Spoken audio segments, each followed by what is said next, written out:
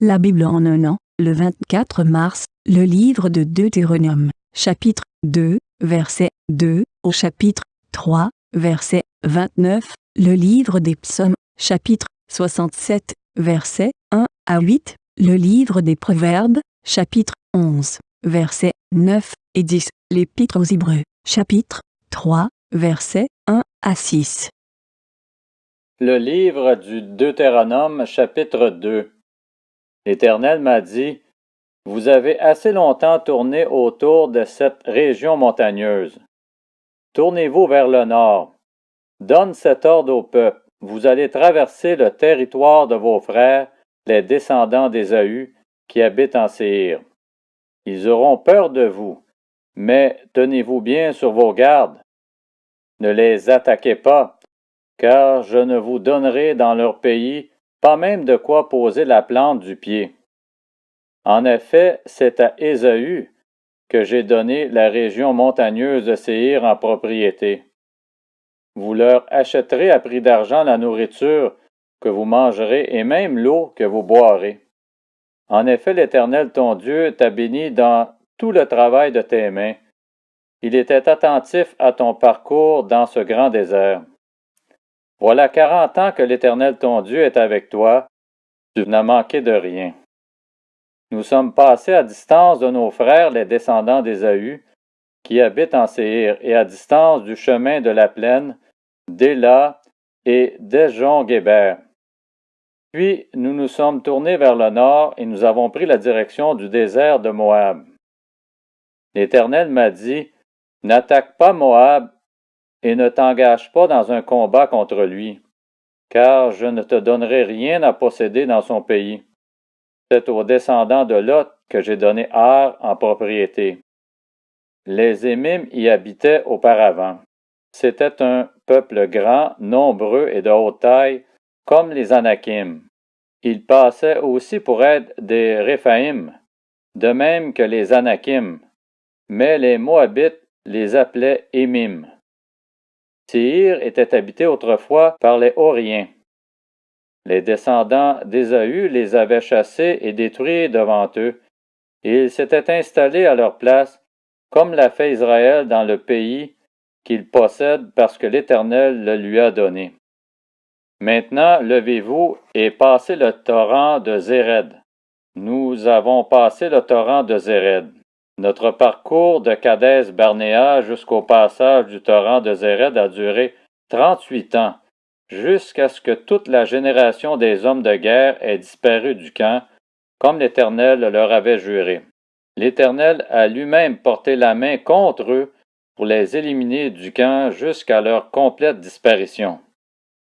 Une fois que la mort a fait disparaître tous les hommes de guerre du milieu du peuple, l'Éternel m'a dit, « Tu vas aujourd'hui traverser le territoire de Moab en passant à Ar, et tu t'approcheras des Ammonites. Ne les attaque pas et ne t'engage pas dans un combat contre eux, car je ne te donnerai rien à posséder dans le pays des Ammonites. C'est aux descendants de Lot que je l'ai donné en propriété. » Ce pays passait aussi pour être un pays de Réphaïm. Des Réphaïm y habitaient auparavant et les Ammonites les appelaient Zamzumim. C'était un peuple grand, nombreux et de haute taille, comme les Anakim. L'Éternel les avait détruits devant les Ammonites, qui les avaient chassés et s'étaient installés à leur place.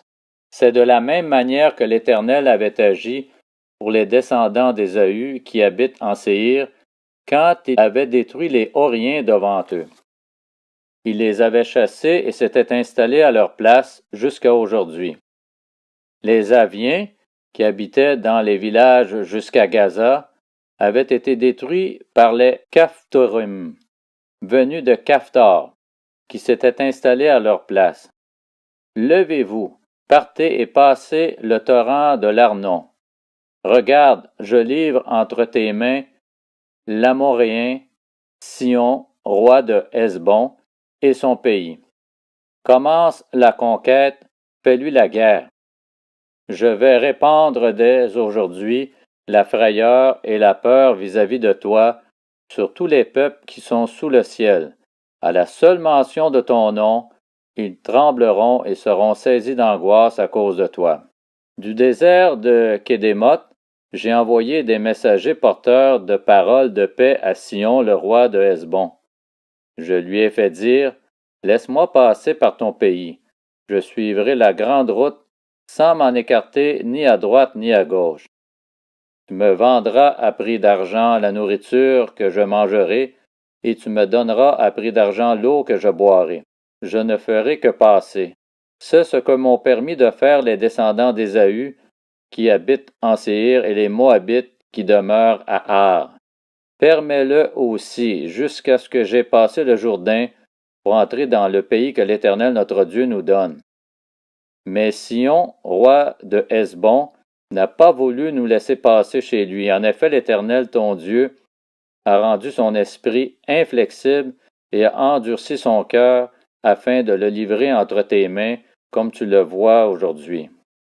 L'Éternel m'a dit, « Regarde, je te livre dès maintenant Sion et son pays. » Sion est sorti à notre rencontre avec tout son peuple pour nous combattre à Jahath.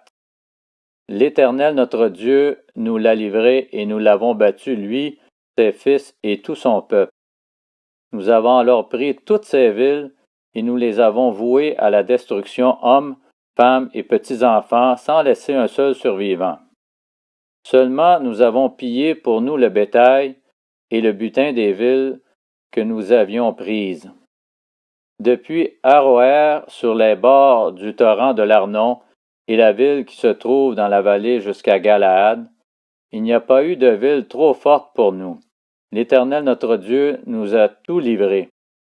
Mais tu ne t'es pas approché du pays des Ammonites, de tous les bords du torrent du Jabbok, des villes de la montagne, de tous les endroits que l'Éternel notre Dieu t'avait défendu d'attaquer.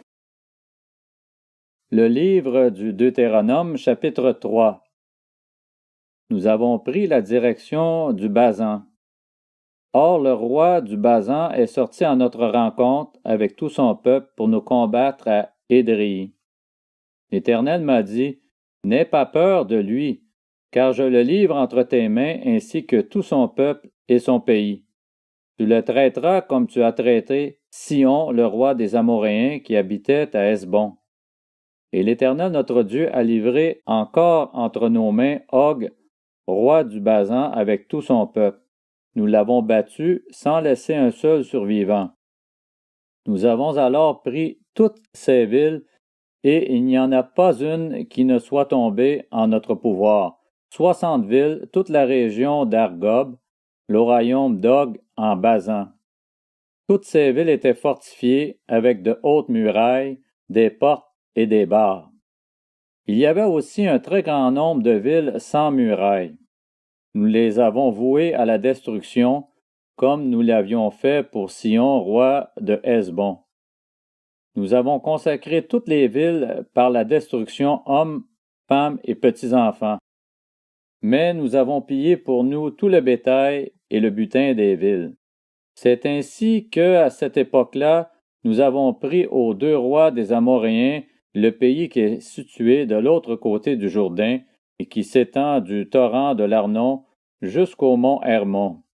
Les Sidoniens donnent à l'Hermon le nom de Sirion et les Amoréens celui de Sénir.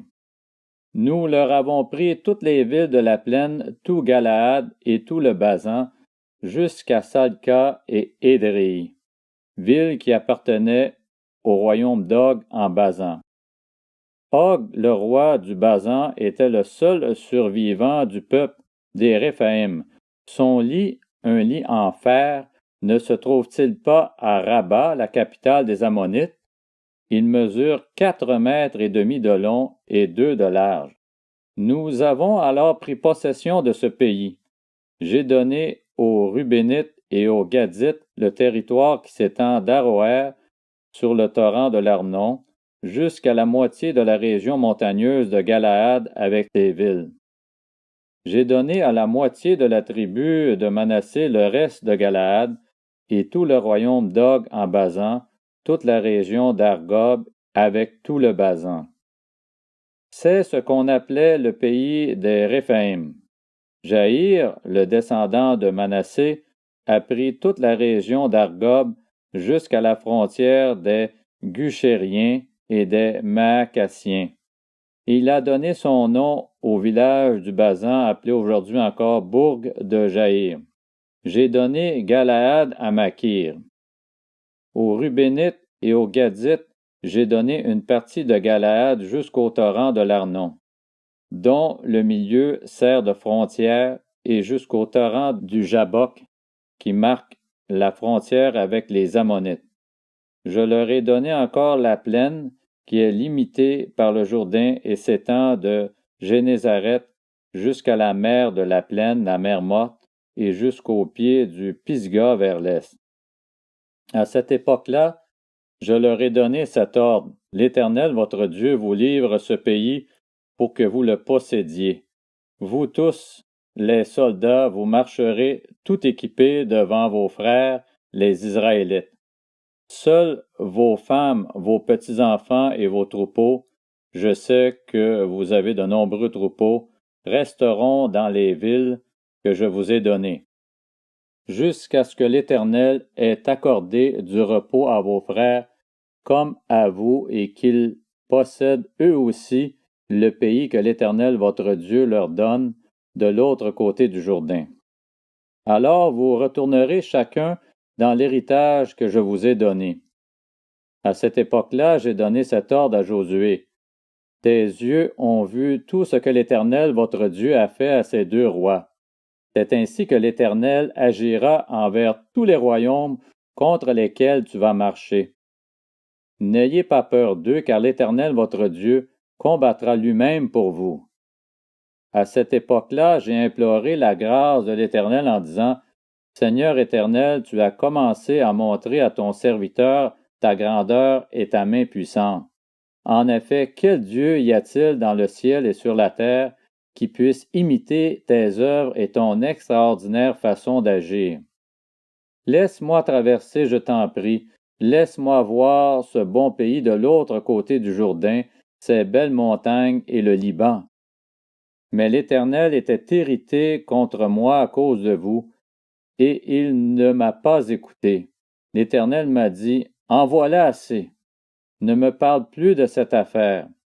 Monte au sommet du Pisga, porte tes regards vers l'ouest, le nord, le sud et l'est, et contemple le pays de tes yeux, car tu ne passeras pas le Jourdain. Donne des ordres à Josué, fortifie-le et affermis-le, car c'est lui qui marchera devant ce peuple et qui le mettra en possession du pays que tu verras. Nous sommes restés dans la vallée vis-à-vis de Beth-Péor. Le livre des Psaumes, chapitre 67. Au chef de chœur avec instrument à cordes. Psaume, chant. Que Dieu nous fasse grâce et nous bénisse, qu'il fasse briller son visage sur nous. Ainsi l'on connaîtra ta voix sur la terre et ton salut parmi toutes les nations. Les peuples te louent, ô Dieu, tous les peuples te louent. Les nations se réjouissent, elles sont dans l'allégresse, car tu juges les peuples avec droiture et tu conduis les nations sur la terre. Les peuples te louent, ô Dieu, tous les peuples te louent. La terre donne ses produits. Dieu, notre Dieu, nous bénit. Dieu nous bénit, et toutes les extrémités de la terre le craignent. Le livre des Proverbes, chapitre 11. Par sa bouche, les pipères sont prochains, tandis que les justes sont délivrés par leur connaissance. Quand les justes sont heureux, la ville est dans la joie, et quand les méchants disparaissent, on pousse des cris d'allégresse. L'Épître aux Hébreux, chapitre 3. Ainsi donc, frères et sœurs saints, vous qui avez part à l'appel céleste, portez vos pensées sur l'apôtre et le grand prêtre de la foi que nous professons, Jésus-Christ. Il est resté fidèle à celui qui l'a établi, tout comme Moïse l'a été dans toute sa maison. En effet, il a été jugé digne d'une gloire supérieure à celle de Moïse, dans la mesure où celui qui a construit une maison reçoit plus d'honneur que la maison elle-même. Toute maison est construite par quelqu'un, mais celui qui a construit toute chose, c'est Dieu.